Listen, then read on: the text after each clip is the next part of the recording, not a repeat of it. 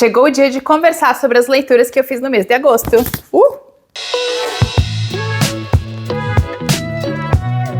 Oi pessoal, tudo bom? Sejam todos muito bem-vindos de volta. Tô aqui hoje para falar sobre as leituras que eu fiz no mês de agosto. Aquele apanhadão onde eu comento um pouquinho sobre cada livro que eu li, quais foram as minhas impressões mais gerais sobre a história e assim vocês pegam aqui algumas dicas de leitura. Se você não tiver assistido o meu vlogão, ou se você assistiu o vlogão também, não faz mal ver de novo os livros que eu li no mês de agosto. Comecei o mês de agosto lendo Eu Sei Quem Você É, novo suspense psicológico da Record. Livro interessante que fala sobre uma psiquiatra que ela se vê envolvida em uma trama com um paciente que faz uma ameaça a ela, e essa ameaça vai se concretizar logo depois no sequestro de uma jovem que essa psiquiatra tem conhecimento da existência. Esse é um daqueles livros que fala sobre segredos do passado. Essa psiquiatra chamada Caroline, ela esconde algo sobre si, e ela é um personagem que ela conta a história em primeira pessoa, e a gente logo descobre que ela não é assim uma flor que se cheire, ela tem seus lados sombrios, o que é muito interessante pensando no fato de que ela é uma psiquiatra, que ela lida com as questões do outro.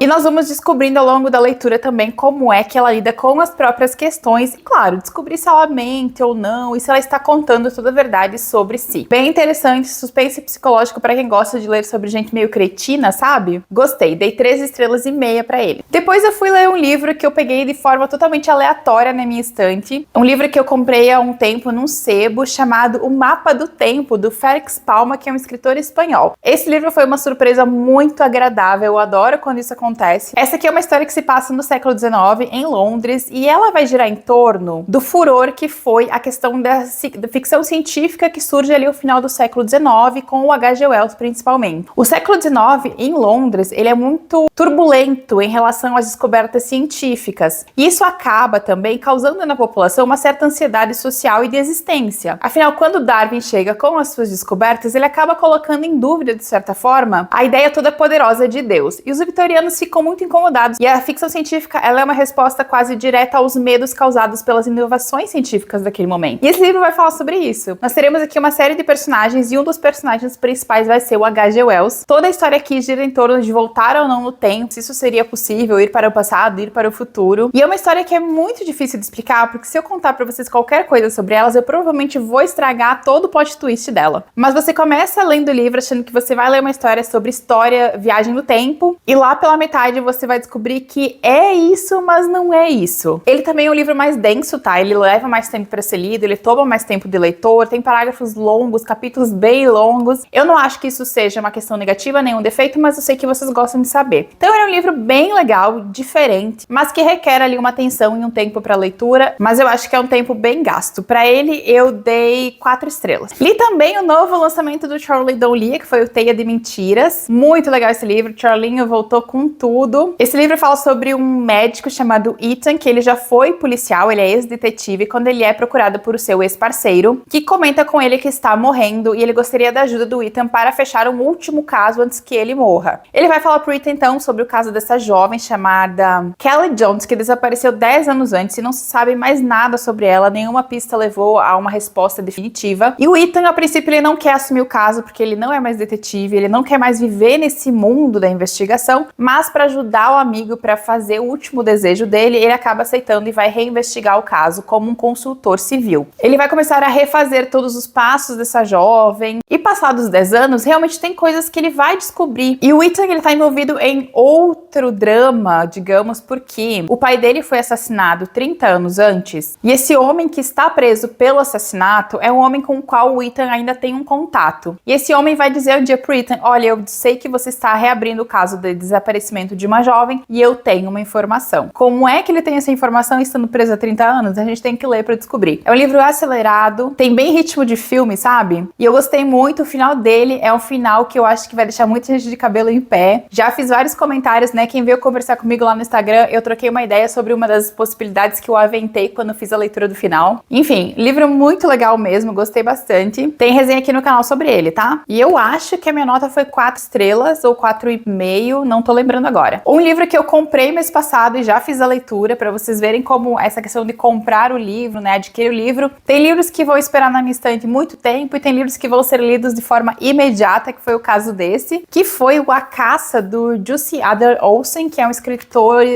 dinamarquês. E esse aqui é o segundo livro da série Departamento Q, que depois virou a série da Netflix. Eu tenho o primeiro? Não tenho o primeiro, então eu não fiz a leitura do primeiro, mas eu encontrei esse aqui no sebo e eu fiquei com vontade de ler e eu pensei, vou tentar fazer a leitura, mesmo sem ter lido o primeiro livro. E pra minha surpresa, fluiu super bem, eu entendi tudo, não tive grandes problemáticas. Me perdi um pouquinho ali no começo em relação a algumas questões dos relacionamentos, mas como eu tinha assistido a série da Netflix, eu tava meio que introduzida já nesse mundo, então não foi um grande problema. E nesse livro, então, o Cal Moore, que é esse detetive responsável por um departamento chamado Departamento Q, que investiga casos que nunca foram solucionados, ele vai receber um caso pra investigar, só que pra sua surpresa, quando ele lê a pasta, ele descobre que é um caso que já foi solucionado. Uma pessoa está presa pelo crime, então ele não entende por que botaram aquela pasta na mesa dele. Mas conforme ele se aprofunda mais no caso, ele vai descobrir que talvez aquela pessoa que foi condenada não seja a única que tenha participado desse assassinato. Talvez ela tenha assumido a culpa para outras pessoas. E aí que ele vai ficar com aquela pulga atrás da orelha, não vai descansar até descobrir a verdade sobre tudo. Vai mexer com gente muito poderosa e o final desse livro é eletrizante, tem muita ação. E eu tô louca pra ver se vão fazer a adaptação desse livro agora lá na série também. Depois disso eu li o livro da Agatha Christie, que eu tô lendo pelo menos um por mês dentro do projeto Read Christie 2025. E o escolhido do mês passado foi Morte nas Nuvens, que é um livro que tem uma questão muito curiosa, porque essa trama, ela começa dentro de um avião que está indo de Paris para Londres, e quem tá dentro desse avião é o nosso querido Hercule Poirot. E adivinhem, né? Alguém será assassinado ali dentro. Eu vou dizer pra vocês, o Poirot é a pessoa mais perigosa da face da Terra. Não dá pra ficar perto dele, porque se você estiver perto dele, existe grande chance de você ser assassinado. Então, uma mulher vai ser assassinada nesse voo e parece que ela foi morta com uma zarabatana. E o curioso da história é que o Poirot vai ser considerado um dos suspeitos do crime. Afinal, ele estava dentro do voo. Então, ele vai ter que trabalhar pra provar, né,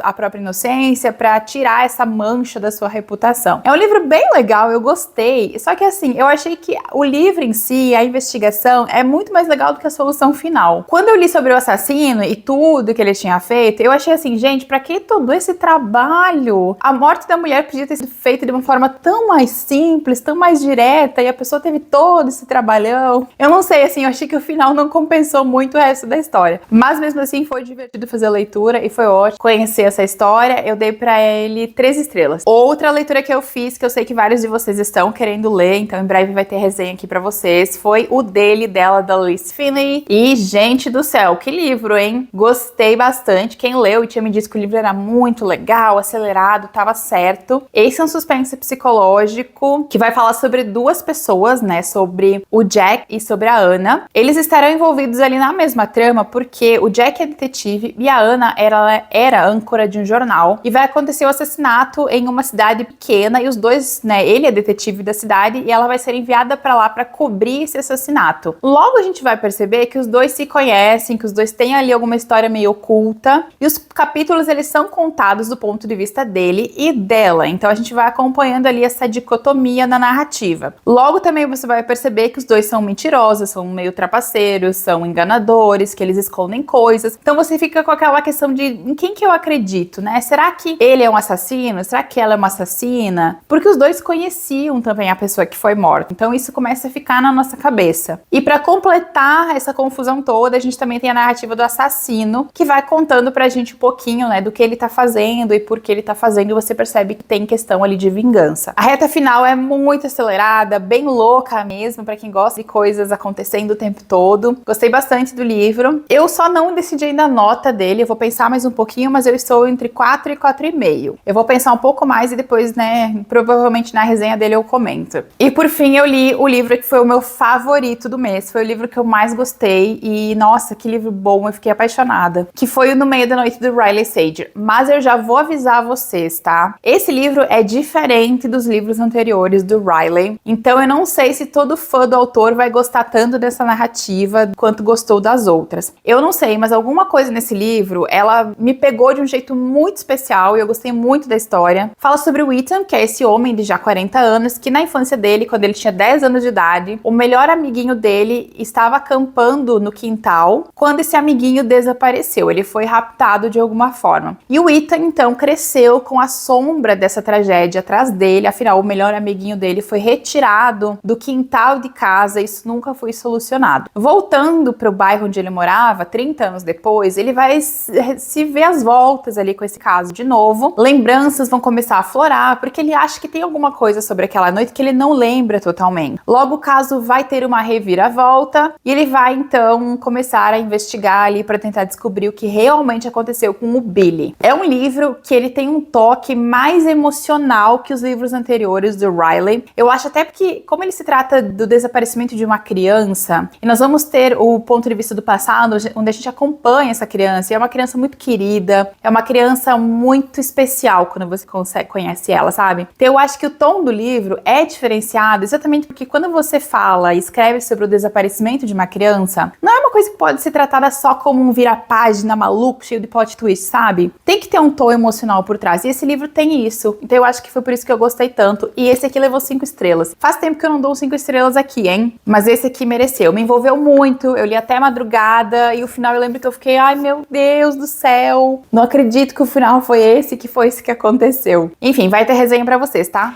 Esses foram então os livros que eu li no mês de agosto, todos estão listados pra você aqui no box de informação. Espero que vocês tenham gostado de saber, tenham pego dicas diferentes aqui nas leituras. Beijão e a gente se vê no próximo vídeo.